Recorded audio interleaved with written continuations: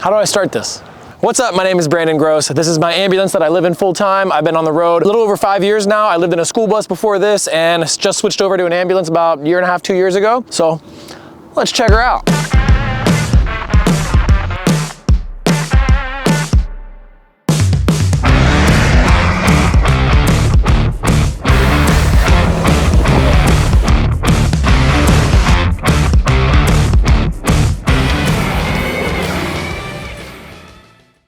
All right, so she's a 2011 Chevy Express 4500 that was originally two-wheel drive, actively as a spare ambulance in the city of Pittsburgh, Pennsylvania. It's got the 6.6 liter Duramax motor in it, so diesel, tons of power, plenty to move this thing. It's super heavy, so it needs that big motor. And I had a company called AJ's 4x4 Vans up in Portland, Oregon, put an 8-inch lift and convert it to four-wheel drive. So now this thing can go pretty much anywhere. It's a super capable vehicle, tons of clearance and tons of power, pretty much everything you need. The same shop also built my front bumper. I went back to them after I had the four-wheel drive conversion. I put about 20,000 miles on it, went back and then had them build this bumper. It was a one-off bumper, completely custom, built it from scratch. I already had the winch, so they just kind of built it to custom fit my winch. I ordered all the lights, wired all that up as they were building the whole bumper. So a lot of vans, they have a big garage space, and I kind of have that, but for the most part, it's kind of scattered around the entire outside of the ambulance with all the outside storage. We'll go through that first, and then we'll jump inside and check out all the inside things. First up on the outside storage world, we have the two starting batteries. That's all they're used for, is just starting the ambulance. And I have a whole nother battery bank just for the solar and all that good stuff. Sometimes I toss some like stinky shoes in this one and try to keep them out of the way. Over here, I have this little slide out drawer. I couldn't really figure out many good uses for it, so I just threw my tools up in here, just a whole ratchet set and ratchet straps. I didn't really know what else to use. I thought about making it a cooktop, but it's just way too high to be doing cooking things. Next up, I got this little one. I kind of keep all my hardware, my screws, bolts, everything like that, and then also all my drills live in this area, as well as like extra electrical parts. This compartment right here used to go the entire way, but I had to chop it down so that way my bed could fit sideways inside the ambulance. So I chopped it down to here. I put the window in, made a little shelf in here, but this is just more tools, straps, all of my different fluids and everything like that that I need for working on my bikes and on the ambulance. Just another tool compartment, nothing too special here. Back here we have a custom dirt bike rack. A friend of mine had something similar, so I kind of modeled it off of that. I picked up all the metal that I needed and kind of like envisioned it in my head, and then had my dad weld everything together because that's above my pay grade. I can do a lot of things, but welding, can't do it. So designed this to be able to swing open. That way I can still utilize the back doors, still be able to take my dirt bike with me everywhere, but being able to use the back doors was crucial because in my school bus, the dirt bike sat on the back. You couldn't open the back doors unless you removed the dirt bike. So now it's just so nice. You just open it up, throw a pin in it over there, stays open. Then you can open the back doors and enjoy nice views like this. Over here, we have another storage compartment that used to go the entire way up, but for my bed purposes, I chopped it down, but I was still able to use the full height of this one, just not the full depth. My diesel heater in here with the diesel tank, all my dirt bike stuff, helmets, goggles, just kind of wedge them in there. More fluids, climbing equipment, my 3,000 watt inverter, and then I have a dual air compressor system right here. Can kick that thing on and air up and air down all the tires. You can also run tools off of it. I have a 2.5 gallon tank underneath for air things. Another compartment, let's get into this one.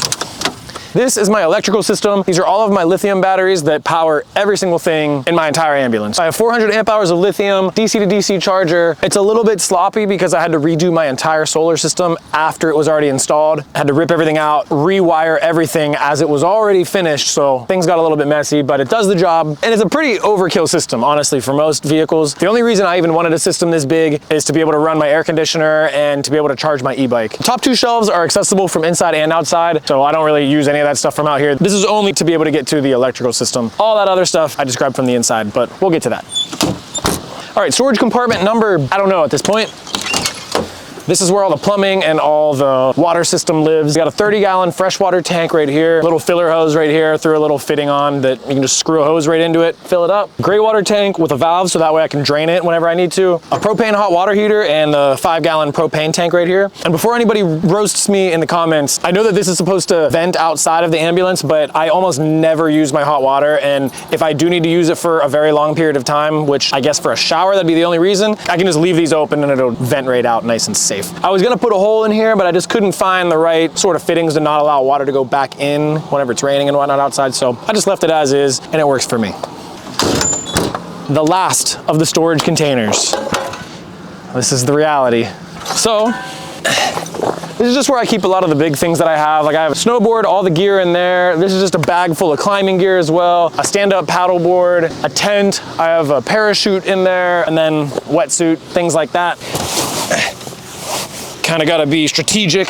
I used to keep this all in here. Perfect. Let's move to the inside. All right, as soon as you come into the ambulance, right on the right-hand side, I have my refrigerator. It's a pretty tall refrigerator, but it's 12 volt, super efficient, and it has a huge separate freezer compartment, which I love because I keep that thing loaded with a bunch of frozen foods. Right above the fridge, this is where I keep all my pots and pans. They all kind of just bounce around up in there and make a lot of noise. Right here is the factory air conditioner for the rear. When the ambulance is running, you can turn this air conditioner on and just cool down the entire back area. We have the giant pass-through that goes up into the driving area up front. And then right here, first off, this is my garbage. The best way I've found to do it, because when you're out living on the road, you don't want giant garbage bags because it's too hard to find places to throw them away. So I literally just use my grocery bags. I fill them up, they hang right here, and then I have small little bags to go toss out whenever I'm at a gas station or something like that. It's way easier for me. But in here we have the motherboard. This is the gnarly electrical compartment that every ambulance has. I left mine intact. I ripped as much of it out as I could, but I needed to keep a lot of this in place to be able to run the AC because it runs off its own modules and everything, and I didn't want to start taking too much apart. I also wanted to be able to tap off of a lot of wires in here. There's a lot of spots where I needed to find 12 volts for certain things that I was wiring up, and it was nice to be able to just take it from here instead of going all the way up into the dashboard to get things. This one just kept it with the electrical, and at the bottom, just a little bit more storage that I was able to utilize. Moving over to the kitchen. Kitchen, just regular 2-burner stove. Just have one giant drawer for the kitchen that I built. Oh. And for reference, I gutted the entire inside. I ripped all the original cabinets out. I ripped every single thing, the floor, ceiling. It was nothing but a frame inside here. So I started completely from scratch, built every single thing inside here. The 4-wheel drive and all that stuff was not done by me, but everything in here, I custom built. Another reason why I wanted to have the giant battery bank that I have is so I can put a microwave in here. I didn't have one in my school bus before, and I love having this. It's just the cheapest, smallest one that Walmart sold. It's nothing fancy, but I just wired an outlet back inside there. Runs off my inverter, no problems, but it's so nice to be able to just like heat up pizzas or something quick whenever I'm in a rush, because I'm always in a rush to go somewhere. This is just a little storage cabinet. Also has my Renogy charge controller up top where all my solar comes into. Over here on the wall is just like a little control area, I guess you could call it. Just little lights that are controlled throughout the ambulance. Also my inverter switch up here, as well as the hot water heater. I used an extra chunk of the butcher block to kind of extend the kitchen. I wasn't too sure about it when I installed it, but I use this thing every single day. This is where I do all my cutting and food prep and everything while I'm cooking. It's nice to have food cooking over there while I'm prepping everything here. Very happy that I added that. The back is a little bit of a cluster. My plan was to get rid of the 450 dirt bike on the back and put this electric bike on the back, but I've just had them both for a while now and I've kind of gotten used to it. So this is always here. It takes up a ton of room, I know. I've grown to just coexist with the e-bike taking up most of my space. But the bed I put on linear actuators for the reason specifically of being able to pull a dirt bike in here. I hid the switch under the cabinet at the kitchen because I didn't want anyone accidentally pressing it because it could just start breaking a lot of things. The bed will come all the way down and smash the bike right now, but the way I've actually been sleeping is I'll bring it down as close as I can to the handlebars on the bike, and I sleep up in like a little claustrophobic cubby up in there. It's kind of weird, but I don't mind it. It's kind of cozy to me. I also never make my bed. Ever, because when you make the bed in here and the bed's moving, the blankets that are draped over the sides get caught and it's just a mess. So I literally just pile everything up into the middle of the bed, smash it up against the ceiling, and it's out of sight, out of mind. Right here we have almost floor to ceiling. But this is my closet. I keep hats, bathing suits, miscellaneous items up top, and the lower portion right here is a giant subwoofer because sometimes we have parties in the ambulance. Gotta have the music to, you know, keep the vibes going. Up top right here is where I keep all my shirts, all my boxers, everything just gets smushed up into this area. On this side, this is a big mess of all my electrical things, such as like cameras, GoPros, drone, all that stuff just kind of gets tossed into this area. And no matter how many times I organize it, it turns into a disaster right away. Up top, these are extra sheets, bags, socks, shorts, and that's pretty much everything up in this one. This is one of the original windows that was in the cabinets on the ambulance when I bought it. So I wanted to repurpose it because it slides and it also opens up fully. A lot of people come in and they immediately think that's the refrigerator, but this is just where I keep kind of like my pantry, all my laundry things, extra towels, shower power things. So it's kind of nice. I like the little sliding windows. And I also like having original ambulance parts in here too. This whole section right here slides out to make a full-size bed. So those back cushions drop down, and then it's 40 inches by like 80 inches. It's a pretty decent sized bed for whenever I have someone coming to stay with me, or if I have friends visiting, they can have that entire bed, and then I can have this bed up here. Even though this bed is only a twin up here, it's a twin XL, so it's 80 inches long as well. But it's nice to have a twin here as well as another giant bed down here. My full-size keyboard takes up way too much freaking room. I don't play it enough. One of those things that I might have to get rid of here soon because it's taking up way too much real estate in here. I'm gonna jump outside, pull the e-bike out, and then that way you can see the entire space in here and show what it actually is supposed to look like. All right, swing the dirt bike open. Drop the pin in, that way it keeps it open. And just like that, the e-bike is out. The e-bike, I get a ton of questions about in my videos, so to answer all of those right now, it is a Talaria Sting. I got it from ebikezilla.com. They shipped it straight to my door. All I had to do was throw the handlebars and the front wheel and the pegs on, and it was good to go. These cost around $4,200 to $4,800 depending on what suspension you get with them, and then also they go about 45 to 50 miles an hour. That's another one of the most commonly asked questions I get about this thing. But I love it. I never ride my full-size dirt bike anymore. This thing I take out almost every single day, so I can't recommend these enough. Check out ebikezilla.com because they can ship it straight to your door. They're not paying me to say this. I bought this from them and they've just been great to work with, so I like to support companies that are easy to work with. This bike, by the way, is a 2015 Suzuki RMZ 450. I loved this thing. It was my favorite until I got the e-bike, and now I never ride this thing anymore. So at the time of this video being posted, this is actually for sale, $3,400. If you're interested, hit me up. Coming in from the back, this is my laundry bag. It kind of just hides in this little pocket right behind the bench. My blankets and pillows always hang down here. Stuff them back up in there. So when the bike's out of the way, I have this Lagoon mount table that can slide over. You can kind of put it wherever you need to. You can have multiple people eating at one time. I use this to edit. Yeah, I like this thing. It does get a little saggy. I'm not really like the biggest fan of it. Like it starts sagging to one side. What it actually does, you can't complain too much. I wish there was a little bit better of an option for this. Down here, you can see the 4 linear actuators on all 4 sides of the bed. Another thing that if you do something like this with a bed lift, you have to have a linear guide rail. So you just mount this against the wall. There's a bearing that stays on the side of the bed here, and then one on that side of the bed, and that just keeps it in space so it can't move side to side in either direction. It stays perfectly up and down. And overall, that entire system cost me about $500 total, maybe $500 or $600. But compared to like the Happy Jacks, which I believe are like $3,000, this, not that hard to install. You can do it yourself and save a ton of money. Another common question I get about the bed is, what if you're sleeping in the bed and it smushes you up against the ceiling? That can't physically happen. Each actuator can only handle about 50 to 60 pounds each, so maybe like a little over 200 pounds. The weight of the bed is pretty close to 200 pounds with the mattress and the frame and everything, so I don't even think it would actually lift a person at all. It would probably just break the actuators if it tried to push you while you were on it. It's definitely nothing you have to worry about, but it would be kind of funny if you did have something that would like smush you up against the bed, and it's kind of funny. We'll go through the pass-through, which is my favorite thing ever because I love being able to just wake up. I throw on some shorts. Sometimes I don't even throw a shirt on or shoes or anything, and I'll just walk straight through, hop in the driver's seat and go. I don't have to like get out if it's raining or anything like that. I don't have to get out, get in the front and drive this way. Just walk right through. Let's head up here.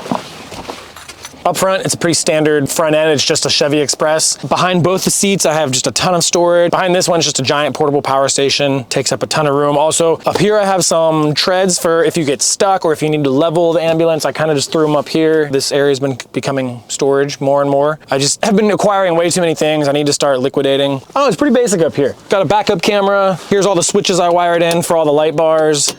And yeah, but it's cozy and it's comfy. Hey. The tires, another question I get asked a lot. They're 33-inch BF Goodrich KM3s. I kept the dualies in the back instead of going to the super singles because the smallest size super single you can use on a vehicle of this weight is a 41-inch tire, and I really didn't want to throw 41-inch tires on this and then start getting 7 miles to the gallon. So with these, I'm still able to get like 11 to 12 miles to the gallon. And also, if I do get a flat tire, at least in the rear, I can still limp somewhere on one of the other tires and get to where I gotta go. I've done that in my school bus a few times because it was a dually as well. I just like the dualies. I think they look cooler as well. And we were gonna go with 35s, but at the time, no one made 35-inch tires in any brand with this size rim and the narrow dualies. So I just bit the bullet and went with the 33s for the time being. I think it would look a little bit better with 35s. I've gotten a lot of comments of people saying that as well, but it is what it is, and we're rocking with the 33s. Let's head up top. Here's the camera woman climbing. There's nothing to grab. grab onto. Yes, and there's a reason for that. So the reason that there's no handle to grab on to help you up the last little bit is because I wanted to utilize this space to be able to run and jump off the ambulance. Cliff diving is my main thing that I like to do. We've parked this on bridges, and that's why there's also grip tape here as well. So that way you can run, jump off the ambulance, off a bridge, into some water. Super fun times. Home Depot had no more grip tape, so I bought everything they had, and that's why there's a big chunk missing right here. Oh, he's flying. Sick, bruh, sick. Right here, what a, okay, that's a move. I liked that guy, and then he just ripped through all those cars and dusted them out so bad. I don't like that guy anymore. Still going. Oh. What? That's a prime example of the guy you don't want to be. If you're gonna do that, do it somewhere where you're not gonna dust everybody out. That's just such a move. But anyways, this is my 9500 BTU AC unit. I was gonna get a 12 volt one, but instead I went with 120 volt. So that way I have it running off of my inverter. And then if I go to a campground or anything, I have a separate plug that I can put this thing straight into the shore power and run it without using my system at all. I like the ability to be able to run this off a generator or a campsite as well as my inverter. 12 volt would definitely be a little bit more efficient, but I chose this puppy.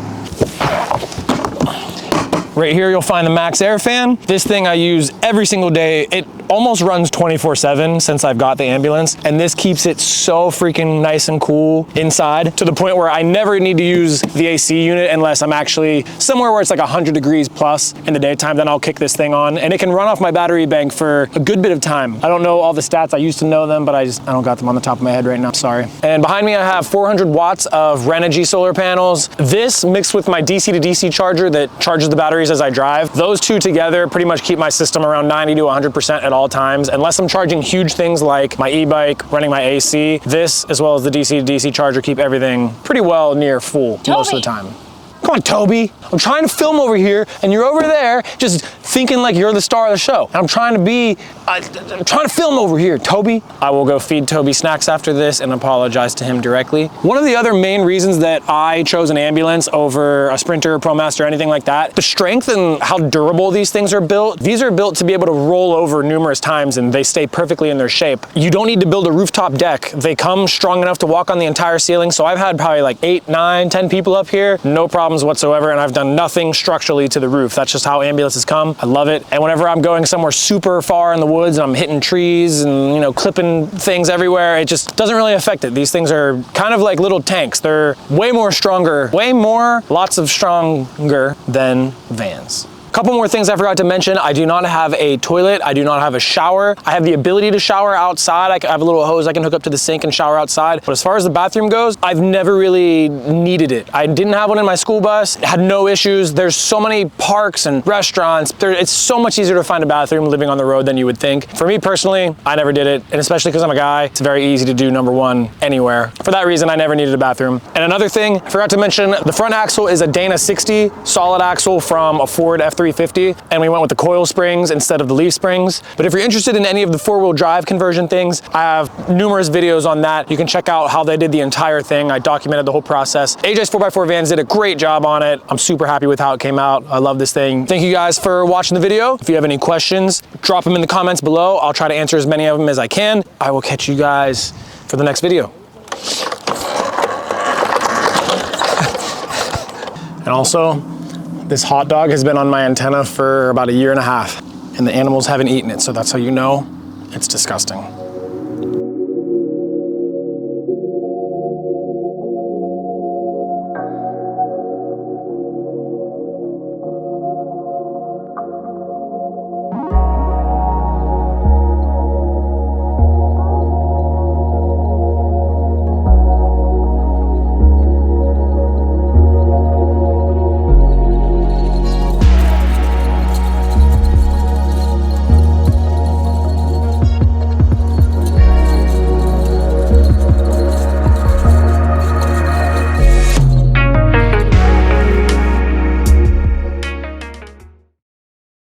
How do I start this? My name's Brandon. Is this working? You look like you have braces again because you have hair on your teeth. What do I say? Hi, my name's Brandon. Okay. Ah! Ready? Yeah. What? Is that one too loud? What's up? Hi. All right, ready? Here we go. 2 years ago, maybe 2 years, not even, no, year and a half ago. Doesn't matter, it don't matter. She's a 2000, I'm ready for the car. So it's difficult. Let's check it out. I can't do that, I gotta do it again. The tripod. That I live in full time on the road. I've been on the road for about, that's too many on the roads. And that's the ambulance. Tour. There's another plane. We are like near the plane place, so. Now we're getting closer and closer. I'm gonna be like here soon. Go back. Hello, my name is Brandon and this is my ambulance. Out of here. What's up, my name is Brandon Gross and this is my ambulance that I live in full time on the road. I've been since day one. Okay.